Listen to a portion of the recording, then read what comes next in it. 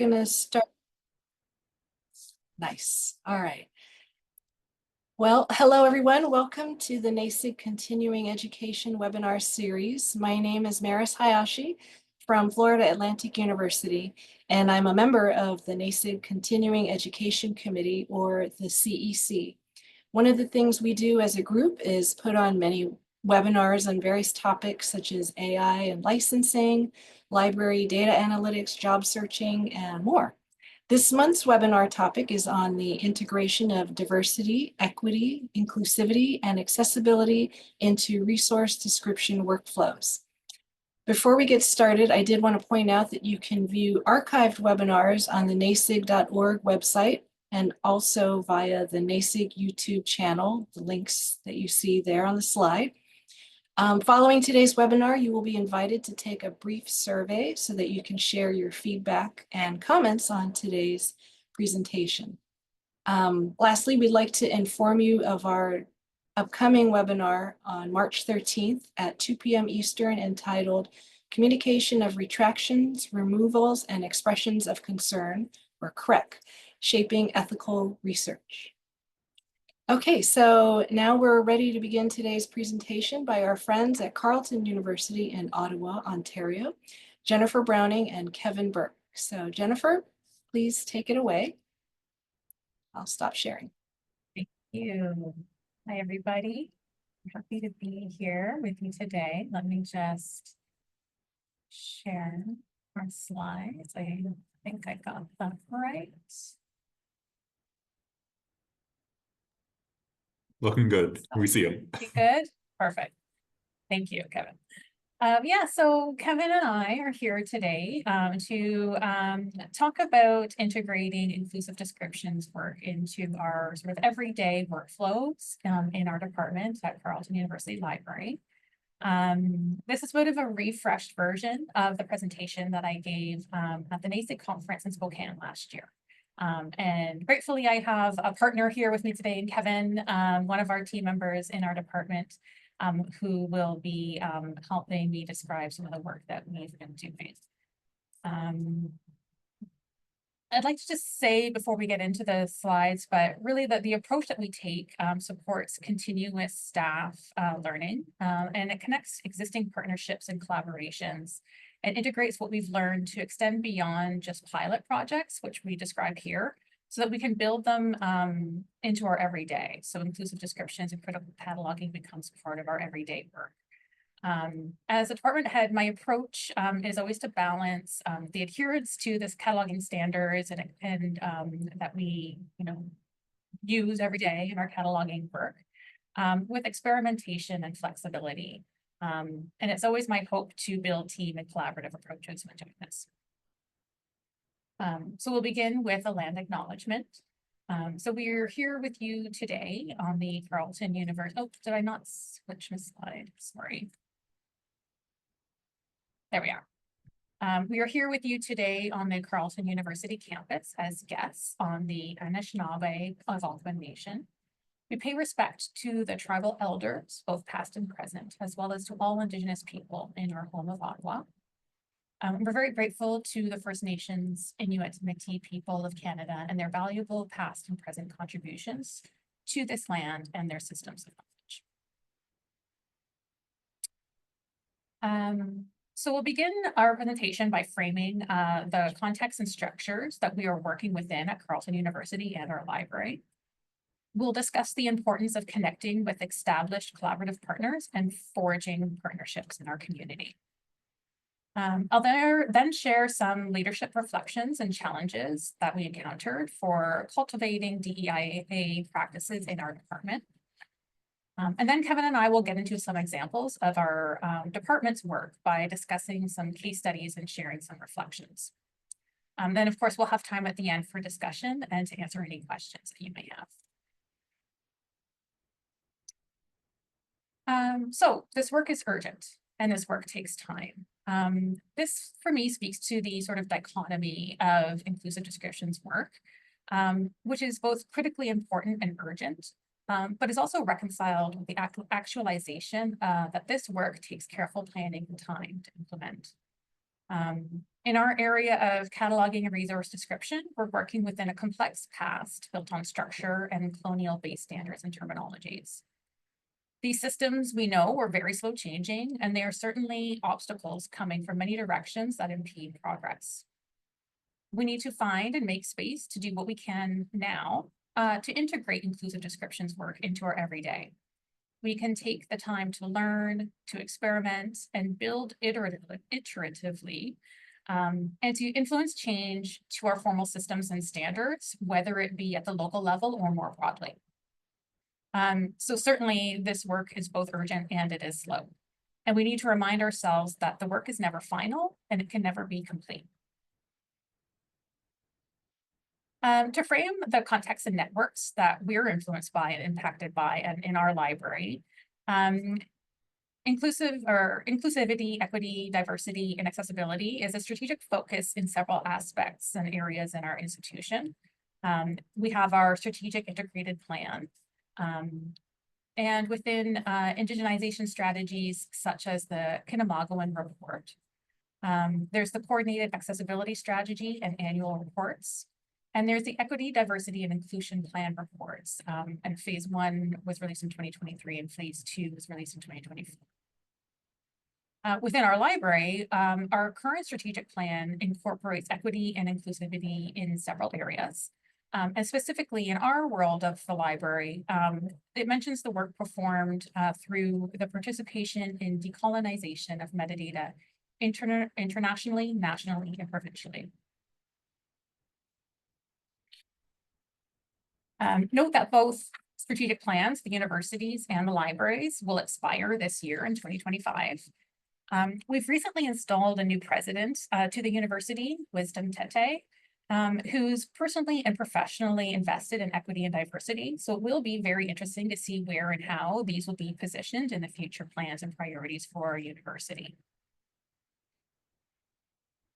Our library is also influenced and supported by some key provincial and national consortia and associations that have asserted commitments to DEIA. We're members of OCL, which is the Ontario Council of University Libraries, and we're part of OCL's Collaborative Futures network of 18 Ontario libraries. And with that, we have a shared network zone in Alma with a unified discovery experience in Primo VE, which we call Omni. Carleton Library is also an institutional member of NICLA, which is the National Indigenous Language Alliance. And they're doing very important work in developing respectful terminology platform. Within Collaborative Futures, there's the Decolonizing Descriptions Implementation Working Group, who back in 2022 released an important report which provides recommendations for how Collaborative Futures members can incorporate decolonizing work, outcomes, and initiatives within our shared spaces in Alma and Primo VE. This report was particularly important for me and was helpful for me to reflect upon and determine what recommendations we might be able to incorporate when embarking on our inclusivity work when I became head of the department in 2022. And we've included a link to this report in our references, which is at a link to at the end of our slides. Another Collaborative Futures initiative that's underway and we're partaking in is a project to develop policies and procedures for applying accessibility metadata using the MARC 341 and 532 fields, which will be applied to qualifying resources in our network zone and institution zones. So another layer and a really important critical aspect of embarking on this work for me over the past few years was to connect with other communities, as we necessarily acknowledge that we don't and won't have all the answers ourselves. In early days, I connected to the university's Department of Equity and Inclusive Communities and the Center for Indigenous Support and Community Engagement for advice and suggestions of where to focus. A really important thing for me to do when connecting with these groups was to be careful to frame them within the historic and institutional context that built our catalog, to explain to them our use of Library of Congress subject headings in order for them to understand the complexity of the conditions that built them. I explained why they see what they see in our discovery layer and provided examples of problematic language in our records that already existed. Certainly there was considerable back and forth in my conversations with them, and I was mindful to respect their time, capacity, and other priorities. We needed to acknowledge that collectively and individually, for me, our team, and across the university, we're all at different stages of understanding, and that we all have a part to play to contribute to the process of indigenization and decolonization.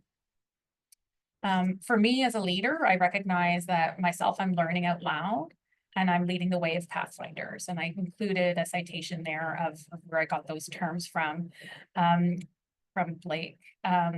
But by this, I mean that I'm vulnerable as a leader, and I am too finding my bearings within a very ambiguous and changeable space. This can be something that's a bit out of place or uncomfortable in our area of librarianship, which has been so firmly founded on structures and standards and distinct cataloging rules. So as a department head, I've encountered a lot of uncertainty and questions about our approaches for building inclusive descriptions into our day-to-day work. I've considered how these broader plans that I described, so the strategic plans and the reports and our institutional commitments, as well as the consortial networks that I described, how all of those impact and provide opportunities for our team and our work. And I was wondering, how does our work impact the communities that we work with and work for?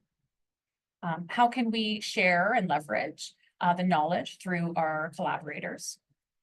What resources do we need to get started? Who should be involved? What tools or systems do we need? And do we need any funding to do this? And of course, most importantly, where do we even start? In the case studies that Kevin and I are about to share, these have always been touchstones in my approach as a leader and when supporting our team. As much as possible, I hope for open discussion and reflection, which again can be a bit unusual for those of us used to following prescribed standards and structures. It's often hard for us to put on the critical cataloging hat for some people or in some cases. I've incorporated time into our week for individual learning and experimentation. Particularly, I've set a Friday morning CMD learning time where we've blocked off 1 hour of time each week where staff can individually read and watch or learn about something without feeling constrained by other priorities. There's also the unusual aspect in our work that when we make a change, so we make change to a subject heading or the way that something's described, we don't really see the outcome or benefit directly when our users encounter some of the work that we've done or the changes that we've made. We just have to know that the impact is there and that it's real. I'm very mindful always to share our work and successes with senior staff and the broader library community in internal blog posts within our library and at meetings and the like. Again, this work may seem invisible to some, particularly to those who don't work in our area of libraries or really understand the back-end technical services work. We need to do a better job of championing our work and indicate how our work is slow, it's resource contingent, and it requires a lot of support and connections from many levels. And so important, most importantly, I think, I repeat the mantra of cataloging with the user in mind. Any change that we make, any cleanup and remediation work is always prioritized when it has direct impact on the user. Anywhere from updating language codes to ensure that language facets display properly in ALMA and in Primo, to incorporating terminology that reflects the diversity of our users and cultures through their collections. For example, the Homosaurus project that Kevin will be describing in a little bit. So turning all of these considerations into strategy for our team, last year we developed our annual departmental goals and priorities. And we did this through a goal setting practice that involved discussion and the involvement of the entire team.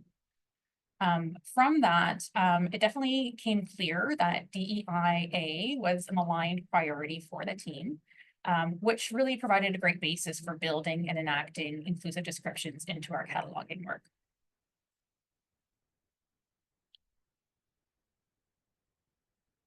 So Kevin and I will now go through and highlight some of the work specifically that we've undertaken and that we're continuing to do. So the first thing I'll describe is our departmental cataloging code of ethics. The idea to write a departmental specific code of ethics was inspired by the ALA's cataloging code of ethics that was released back in 2021.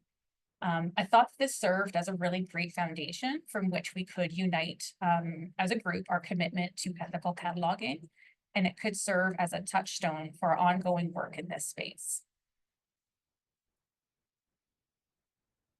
So here's the text of the code. I won't go through and read it, but certainly when the slides are shared afterwards, you can read that yourselves, but I will pick out some elements of it here that's really important. So when we worked together as a team, what we did is we used the existing ALA code and we picked out parts that resonated with us. And we turned those around and rephrased them into statements to make them more personal, particular to our department and our place within our library and the university. It was really important to include examples of what this work might look like. And of course, to assert that we are always working with the end user in mind.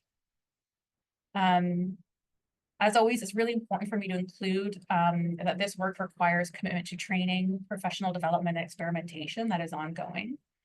And so this code lives on our main departmental wiki, which is, library wiki, which kind of serves as a foundation and a starting point if anybody were to look at that space to see that this is a priority for us.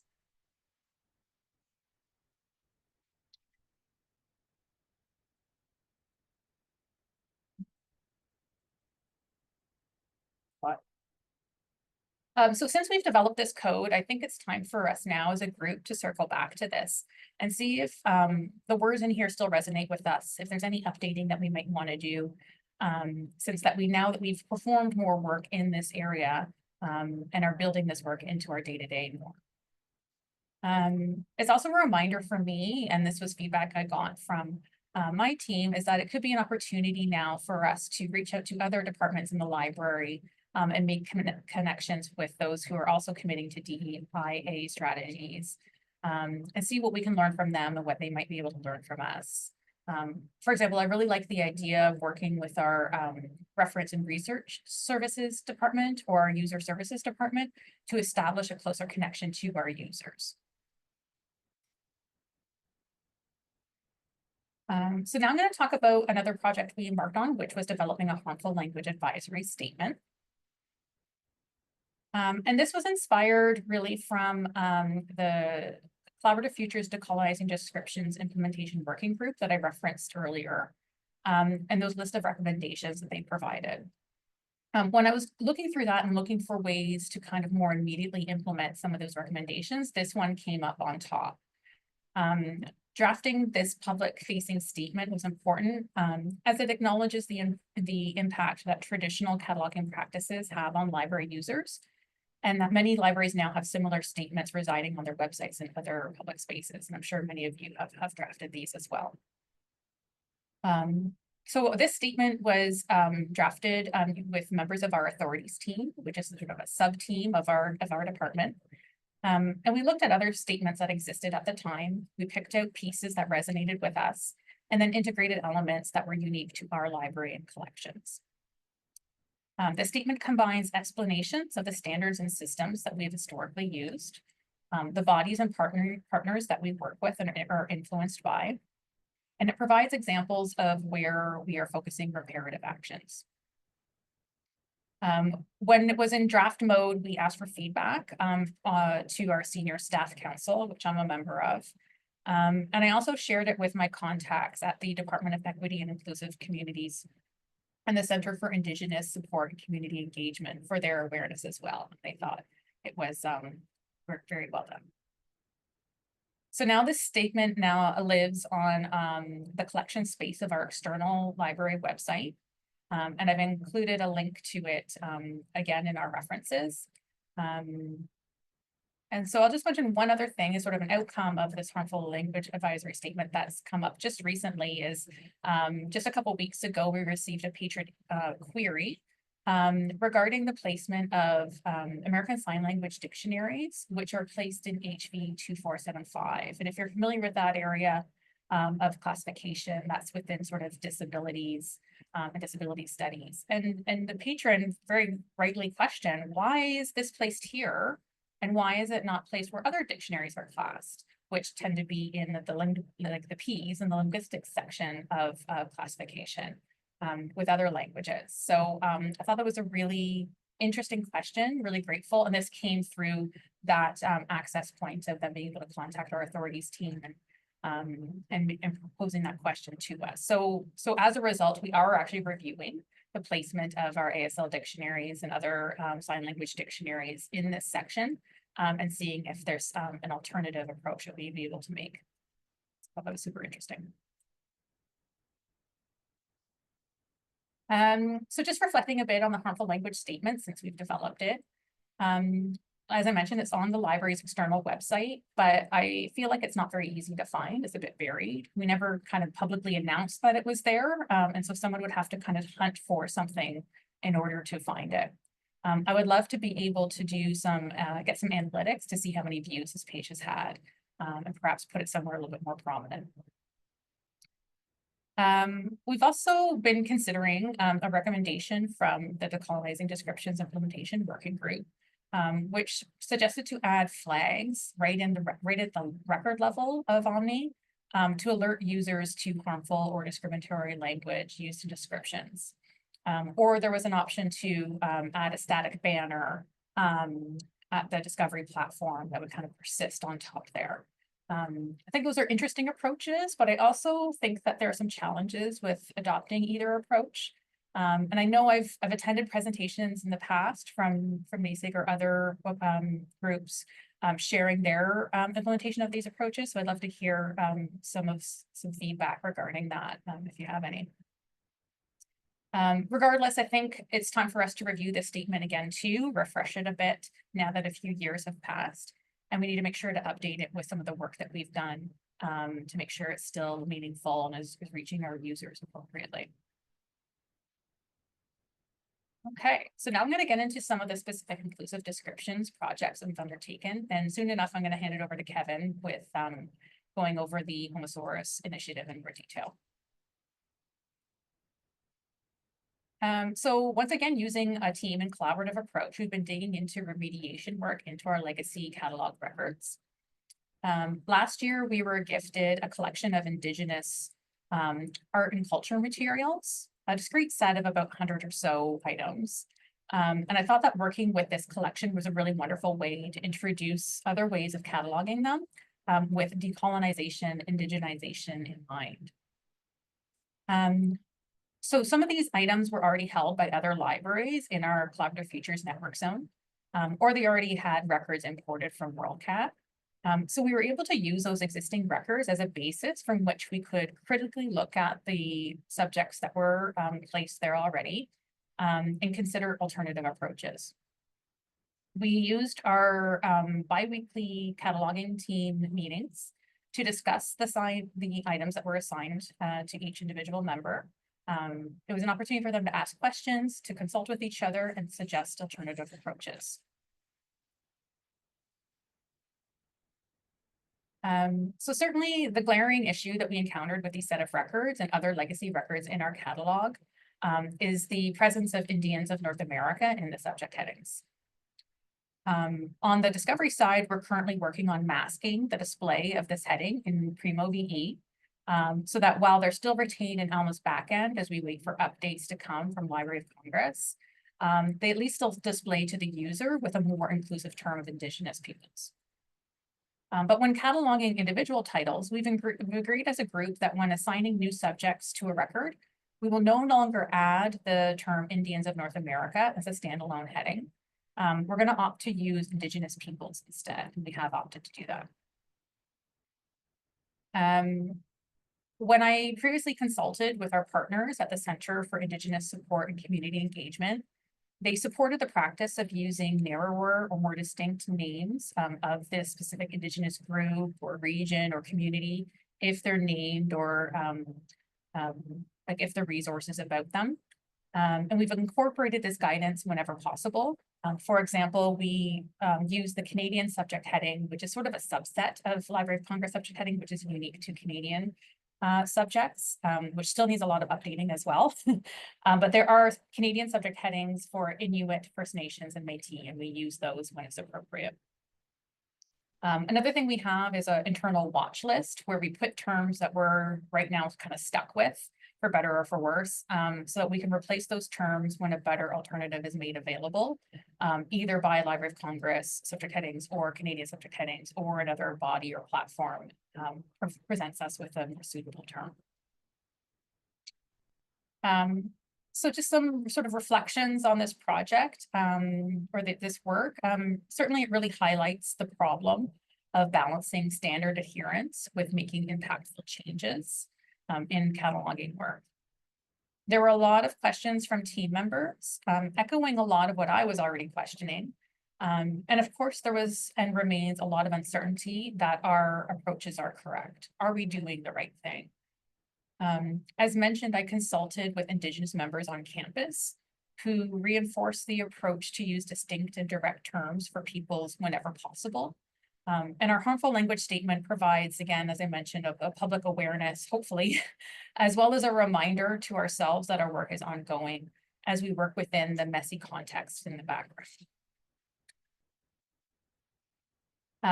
My philosophy and sort of strategy of doing pilot project to implementation approach, I think works really, really well for our small team. And I'm sorry, I forgot to flip forward to the reflection slide. Just realizing that now. Yeah, so the pilot to project implementation approach works really well for our small team. And we'll be continuing this work with other pilots that we will build into our everyday, such as inclusive descriptions for other peoples and cultures. Okay, sorry about that. So now I'm going to hand it over to Kevin, who will highlight in detail the Homosaurus project implementation. And Kevin, just please tell me to advance the slides whenever you need to. Sure. Actually, we can go to the next slide. We'll just get right into it. Yeah. So like Jen mentioned, I'm going to be talking a bit about our recent pilot project implementing the Homosaurus for a set of resources. So a bit of context, again, like Jen mentioned, we're working in an Alma-based environment. We share our records consortially with 17 or 18 other institutions. I always forget the exact number. And so we had this kind of situation where we have a lot of these records that we can work with, and we had some resources available to us. So what we wanted to do was test the viability of working this into our current workflows. So making some recommendations for how we can improve our records, but have a sustainable approach to that.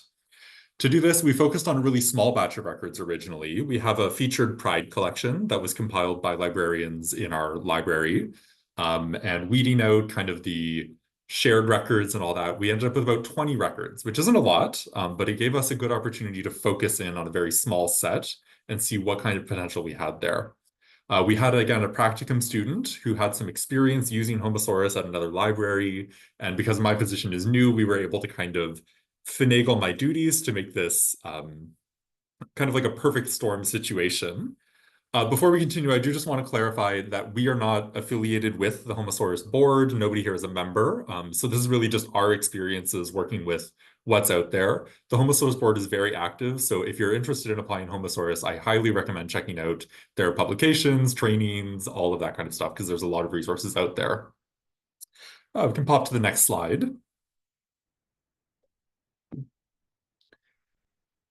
So a little bit of background again. So what is the Homosaurus? So from their website, the Homosaurus is an international linked data vocabulary of LGBTQ+ terms.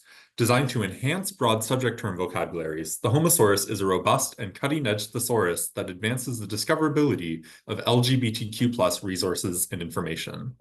So some key points for us are that this is a vocabulary. So we're not replacing LCSH. This is something that gives us more tools to use.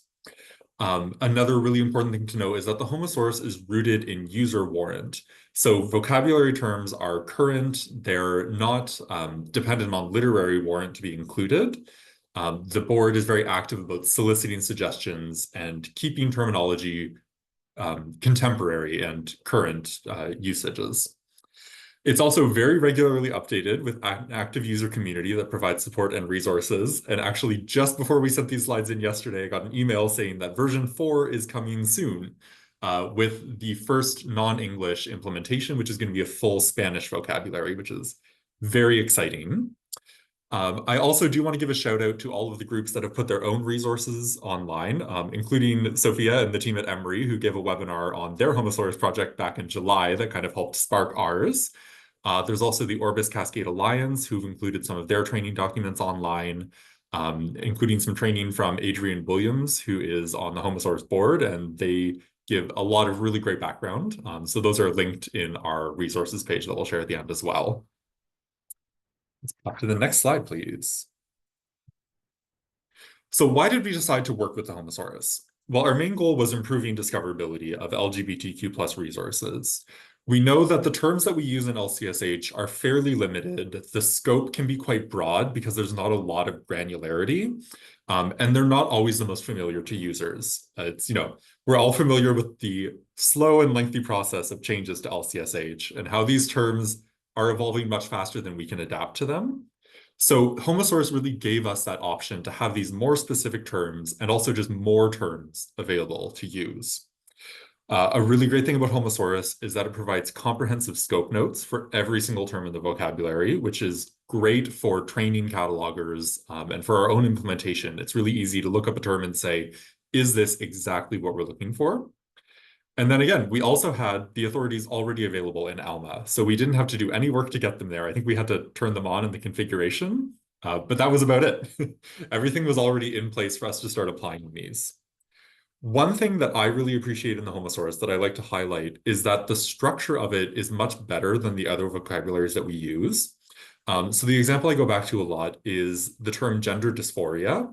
In Library of Congress subject headings, gender dysphoria falls under psychosexual disorders, along with things like erectile dysfunction, pedophilia, and it's actually entirely divorced from the term gender euphoria. In the Homosaurus, we have a much more complete environment for this term. So gender dysphoria lives alongside other terms about the transgender experience and transgender identity, including that connection to the positive side of gender euphoria. And it also has definitions that kind of contextualize the medicalization of transness. And it's easy to say, our users don't see this, so it's not really that impactful, but it matters to the catalogers. It's very nice to be able to go into a vocabulary and actually see fulsome descriptions and see the positive sides of experiences as well. And I also suspect, and this is my kind of conspiracy theory, that as we get a lot better with our linked data approaches, we're going to start seeing that structures of vocabularies will matter more to our users because they'll become more visible. Next slide.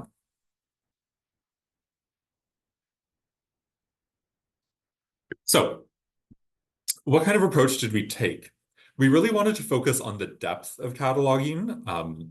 We had a placement student, so we really wanted to make sure she was getting kind of the best in-depth training she could. But we also wanted to know, how far can we take this? What are our options here? So we decided to handle our resources one-on-one and only catalog with the resource in hand. We wanted terms to reflect modern usage and a common vocabulary that our users would share. We decided not to replace any terms, so we weren't going to take away, we were just going to add, unless we came across a few terms here and there that were incorrect or offensive, and so those we, removed, but for the most part, we were just adding. We decided to use the Homosaurus' website rather than relying on our authority records in Alma, just because it's a little bit easier to navigate. And the approach we took was to have the placement student sit with the resource, kind of think about all of the topics in the resource, what kind of terms were available, and come up with a list of terms she wanted to apply. And then I reviewed it alongside her, and we had a lot of discussion. So we talked about what terms we felt were justified, what terms we thought could apply, but were maybe just not quite there. We brought in a lot of documentation on just general best practices, on assigning subject headings in terms of how many we should ascribe, how granular we should get. But our focus was really on justifying both the terms that we chose to include and the terms that we chose to exclude. So next slide, please. And so in terms of outputs, we had a couple of really great things come from the pilot project. We have now a draft workflow for building Homosaurus into our regular cataloging workflow. We have general recommendations for our catalogers. We have a collection of Homosaurus and critical cataloging resources that lives on our library wiki, and a number of those are going to be in our resources slide as well. And we have a very small set of improved records. Like I mentioned, it's about 20, which doesn't seem like a lot, but there's some very impactful work that was done on those. And so in the next section, I'm going to talk about just some of the specific titles and what kind of issues, challenges, and lessons we learned from them. So we can actually go forward 2 slides, keeping Jen on her toes. So 2 of these titles that we worked with were Audre Lorde's Sister Outsider and Jean Elizabeth O'Hara's Two-Spirit Acts, Queer Indigenous Performances.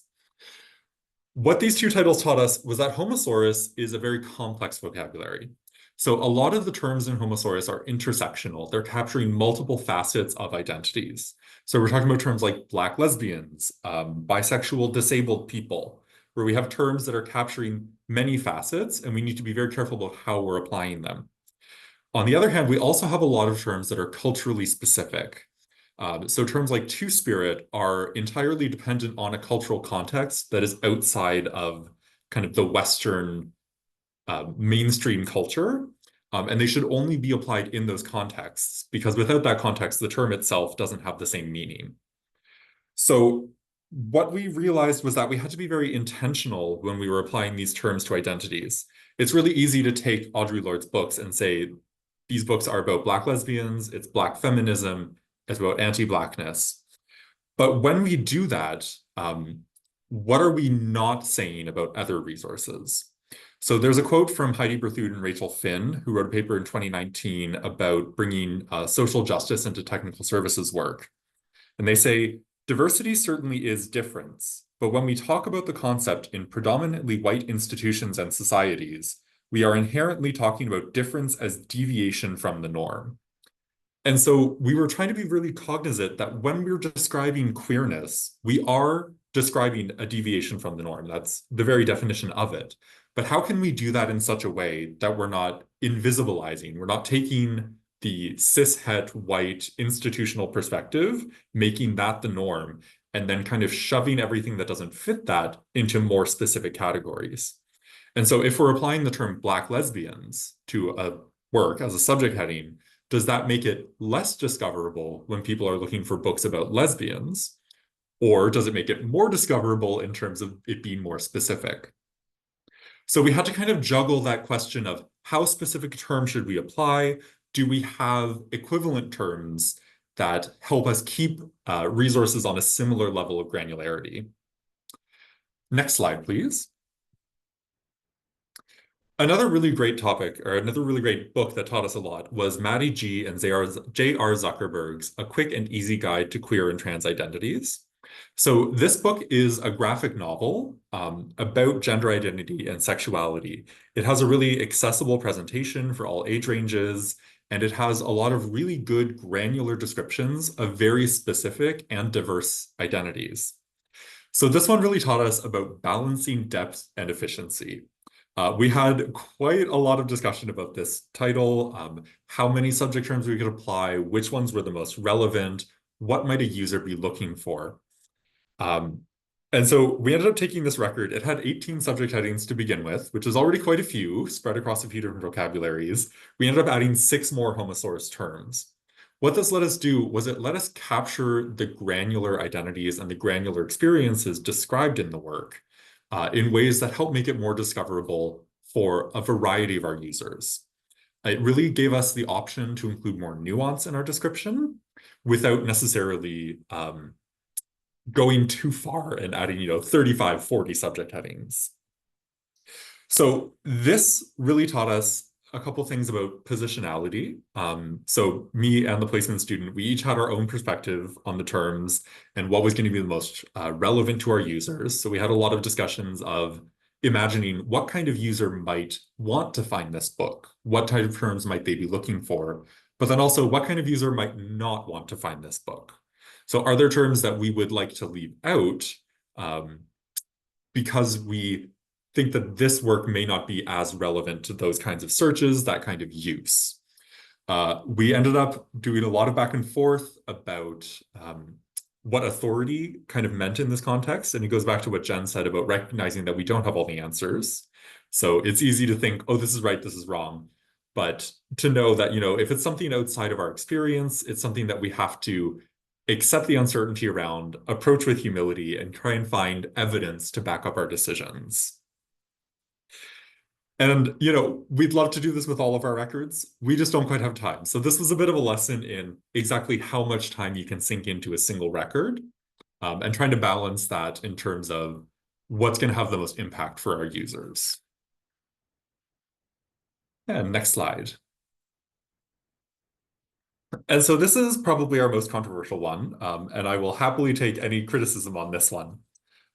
So returning to, again, what Jen said about neutral cataloging, I think, it's 2025. We're all in agreement that that's not really a thing.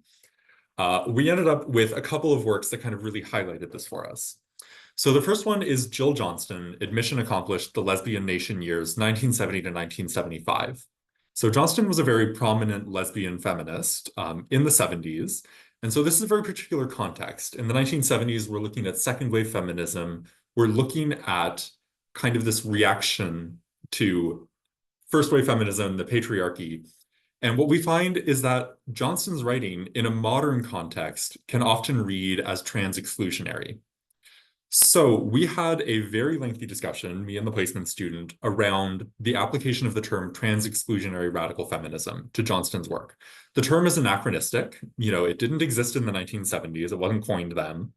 So under traditional cataloging rules, we may say that term's not really appropriate to apply in this situation. It's not contemporary. There's no literary warrant for it. But we knew that because this was a work that's highlighted in a fairly small portion of our collection, that its discoverability was high, and that a lot of our users would be looking for particular things in this collection. And so we ended up deciding to apply the term trans-exclusionary radical feminism, not so much as an aid to discoverability, but almost more as a content warning for our users. So to say, this is a work, it is about lesbianism, it is about feminism in the 1970s. It also exists in this ideological framework that in a modern context, we might consider harmful to many of our users. So that, a bit of a controversial decision, but it's one we did a lot of discussion about. And it took this kind of character of, do we want to describe uncritically, or how can we do our description work, but also limiting harm to our users? And so we had to lean into that uncertainty, know that, we may eventually go back and decide, no, this term isn't quite right. We have another one we'd like to apply, and we swap them out. But in this moment, we believe that this approach is going to be the most helpful and safe for our range of users. On the flip side, we also have Mackenzie Wark's autobiography, memoir, novelization. It's a very complex work, Reverse Cowgirl. This is a very explicit work. And so we felt that it did justify the application of some very explicit terminology, some sexually explicit terms. However, we weren't sure if those terms necessarily belonged in our catalog, not so much from a sense of propriety even, but from a sense of utility. So this would be the only title in our catalog to have a sexually explicit subject heading. Is it something that our users would even think to type into our search? Or is there a narrower term that isn't explicit that will help co-locate this with other similar resources and also be a more functional discoverability aid for our users? And that's something we are still dealing with, and we will definitely welcome any feedback on explicit language and cataloging at our discussion portion. Let's go to the next slide, please. And so next steps.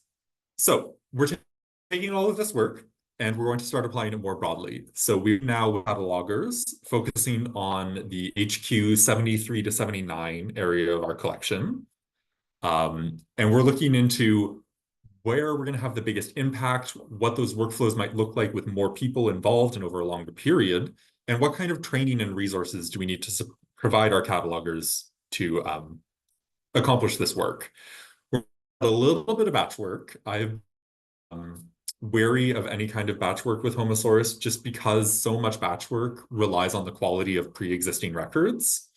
And we know that our records are not as granular as we'd like. So if we do batch updates, chances are good the end result won't be quite what we would want either. That being said, there are some areas where we're looking at things like pathologizing terms such as transsexualism that we can possibly swap out for more inclusive terminology just on a one-for-one basis. And with that, I'll hand it back to Jen for some reflections.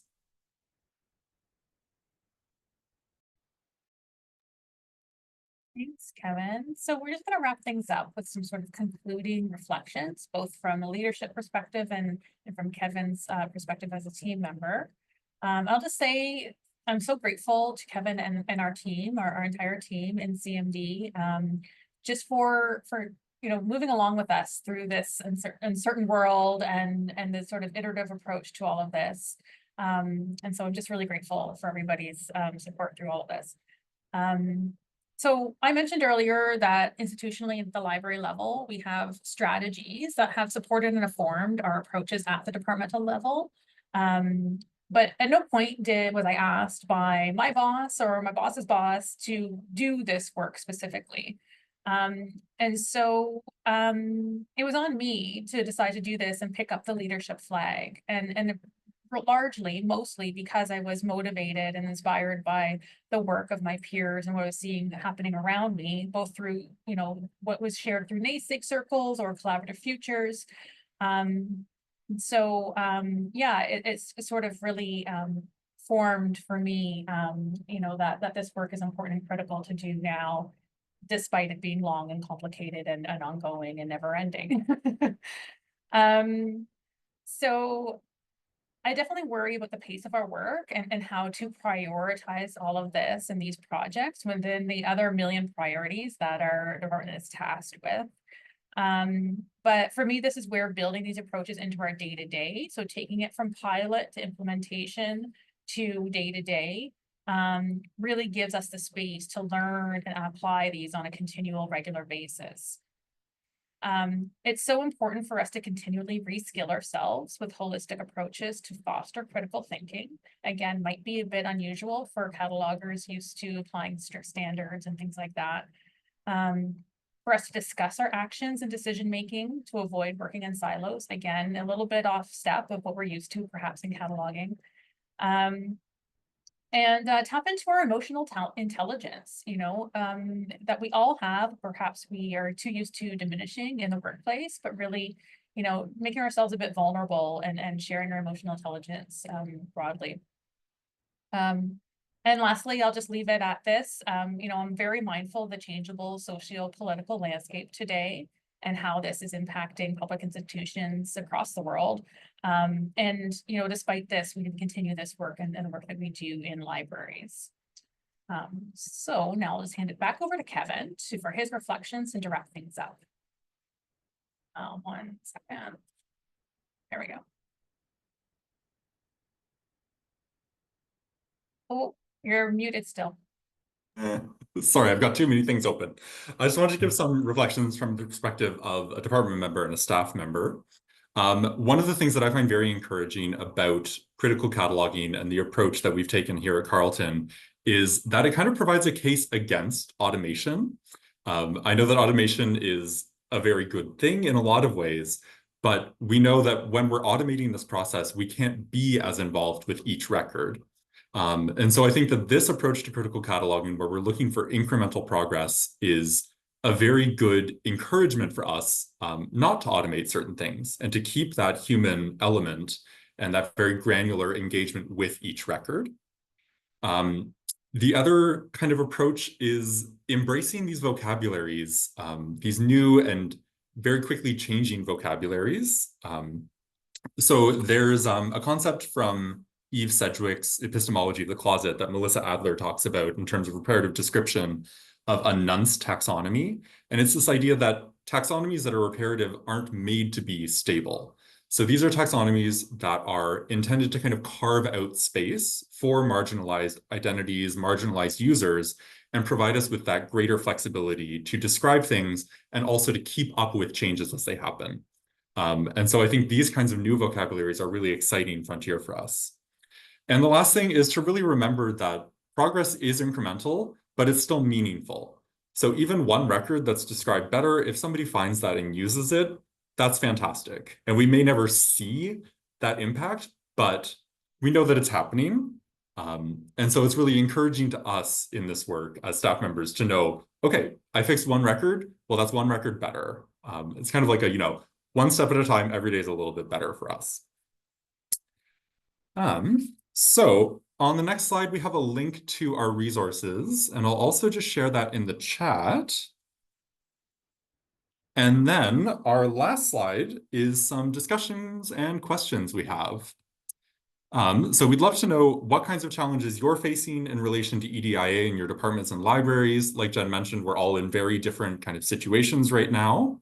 What approaches have you found to be successful? If anybody has any recommendations for us in terms of explicit or offensive language, I'd love to know that personally. And then other questions and comments. And I've seen some stuff coming into the Q&A and chat. So maybe we can get to some of those. Yes, did you want me to read it out? Read the questions out? I can go ahead and do that, so you don't have to look at the chat. So how many, earlier on in the presentation, someone posted this question: how many issues/questions have been reported through the harmful language statement? I'll say, I think directly through or because of the harmful language statement, very few. The one in particular, that one that I described about, which was about the classification of the sign language dictionaries and that decision-making there. However, our authorities team also sort of individually or funneled through faculty members or other users do have an email where they get contacted, and they have been asked to revise, and we are NACO members, I'll say that too, to revise or change dead names that persist in the catalog. So that's one area where they've responded to direct queries from patrons. But for me, I kind of acknowledge, I think our harmful language statement is a bit buried, and in order to make it more prominent or more substantive or useful as a tool for users, I would like to revise perhaps where it's located. Okay, great. And let's see, another question. Jennifer, who led the discussion with the library user stakeholders? Was it you or an associate university librarian or the university librarian? Good question. The initial contact that we had was with me and at the same time, one of our associate university librarians, Sarah Simpkin. And this was sort of just kind of reaching out as a point of contact. We had some general questions to them. Would they be happy to meet with us in a meeting to discuss some of the things that we've been wrestling with and see if they'd be available for some advice. And so that was the initial point of contact. And then since then, that relationship has been established, and I can contact or we can have a communication back and forth from there. When I reached out to the equity department, I did that on my own, and it was just using them as a consultative resource, which they are available to staff members for.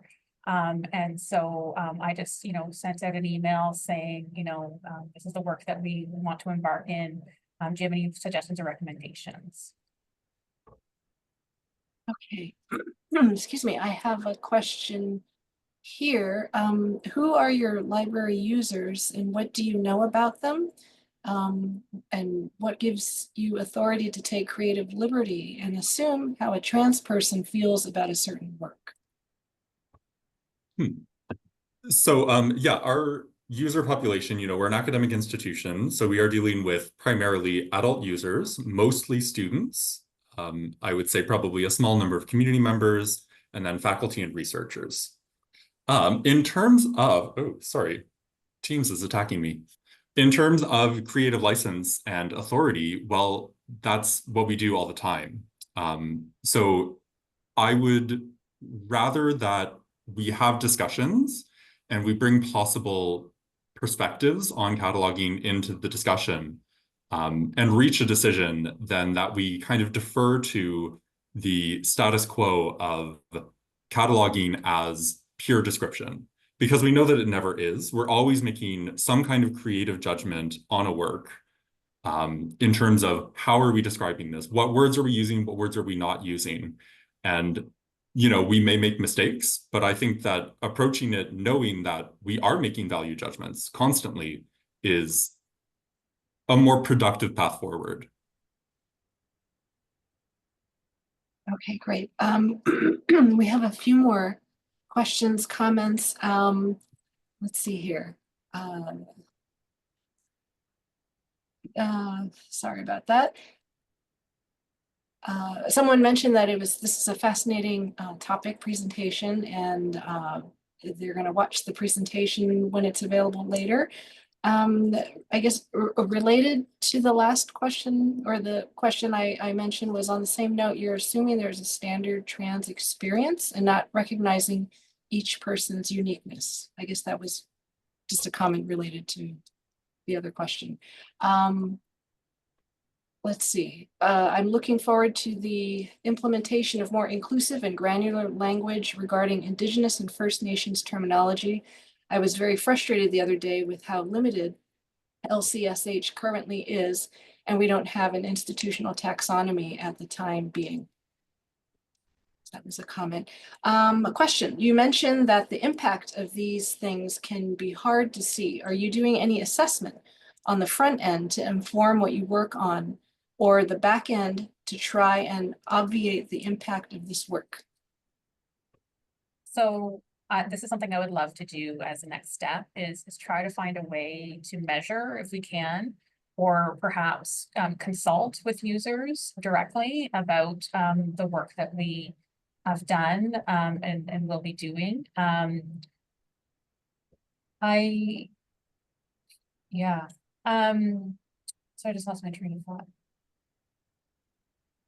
Oh, yes, I mentioned previously that I wanted to connect more with the public service side of the library. So with research support services and user services, so like circulation areas of the library. Obviously, they have direct contact with users. They're also doing, you know, inclusive works, especially in terms of accessibility in their areas. And so I'd love to strengthen that connection in terms of what we're doing, and see if that's a way of kind of engaging with our users directly, and see if we can, you know, bring the back end into the front end more. But yes, Jesse, you're definitely touching on something that I want to do, and I feel like we should do. So I encourage everyone to see these questions that have been posted here on this slide. And, you know, I guess attendees can get back to you via email if, you know, if they want to ask you more questions, or provide you with some answers, some responses to your questions.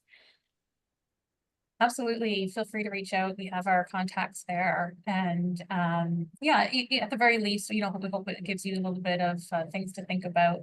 We're happy to hear any feedback, any questions you may have. And yeah, I just wanted to say thank you to everybody. This was really lovely. Thank you. So I am going to just close this out.